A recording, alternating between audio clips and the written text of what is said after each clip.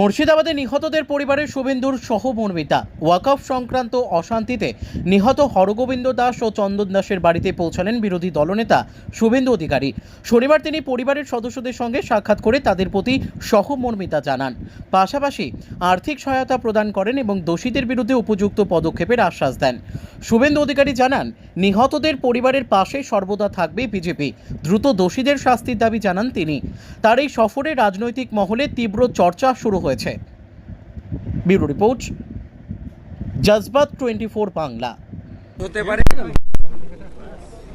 দিনাটা হতে পারে, ক্যানিং হতে পারে, ভাঙড় হতে পারে, মিনাখা হাড়োয়া হতে পারে, ফরাক্কা, কালিয়াচক, সুতি, শামশেরগঞ্জ হতে পারে।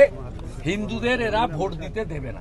আজকে আপনি এলেন, অনেক কিছু দেখলেন, সবাইকে ক্ষতিপূরণের চেক দিলেন, মন্দিরগুলো গড়ার আশ্বাস দিয়ে গেলেন। মন্দির গড়া শুরু হচ্ছে 30 তারিখ। আপনি আবার কবে বিধর্মীদের হাত লেগেছে, পরিষ্কার করা হবে, গঙ্গা জল দেওয়া হবে, গোবর ছেটানো হবে, পুরোহিত থাকবে।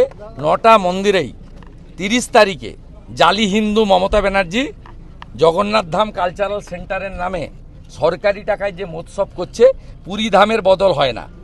সেই দিন যে মমতার হাত ধরে এখানে মন্দিরগুলো ভেঙেছে, সব মন্দির রিপেয়ারিংয়ের কাজ একসঙ্গে সকাল 9টায় শুরু হবে।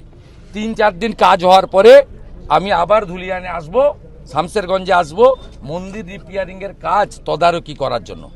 আজকে ক্ষতিপূরণের 1/3 দেওয়া হয়েছে কাজ শুরু করার জন্য। বাকি টাকাও আমরা বলেছি সরকার তৃণমূলের কাছ থেকে নিতে না, আমরা দেব। এবারে এটা ড্যামেজ কন্ট্রোল কি দীঘার মন্দিরটা, জগন্নাথ মন্দিরটা, এই যে ড্যামেজটা হলো এখানে? না, ওটা তো অনেক আগে থেকে করেছে। ওর ভীষণ হিংসা, ও রাম মন্দিরের সঙ্গে করেছে। ওর বলছি তো, যদি পুরী ধাম করতে চান, পুরী ধামের গেটে লেখা আছে হিন্দু ব্যতীত সকলের প্রবেশ নিষেধ। আমরা দেখতে চাই জগন্নাথ ধামে পতাকা উঠবে, পেড়া খাওয়ানো হবে। গেটে লিখুন, কোমরে জোর আছে তো, যেখানে হিন্দু ছাড়া আর কেউ ঢুকতে পারবে না। পুরীর গেটে কিন্তু লেখা আছে 4টে ভাষাতে, যেখানে সনাতন ধর্ম হিন্দু ছাড়া বাকি সকলের প্রবেশ নিষেধ।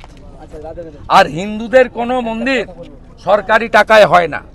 আমরা রাম মন্দির করেছি, গোটা পৃথিবীর হিন্দুরা 3500 কোটি টাকা বিশ্ব হিন্দু পরিষদকে তুলে দিয়েছিলাম, 2200 কোটি টাকায় মন্দির হয়েছে। এখানেও যে মন্দিরগুলো রিপেয়ারিং হচ্ছে, ধুলিয়ানে 9টা মন্দির আমার ব্যক্তিগত রোজগারের টাকা থেকে আমি দিয়েছি।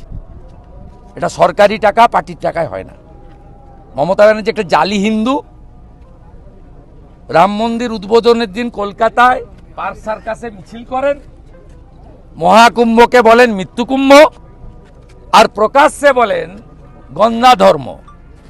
হিন্দু ধর্মকে যিনি গন্ধা ধর্ম বলেন, তিনি আর কিছু নাই হোক হিন্দু হতে পারেন না।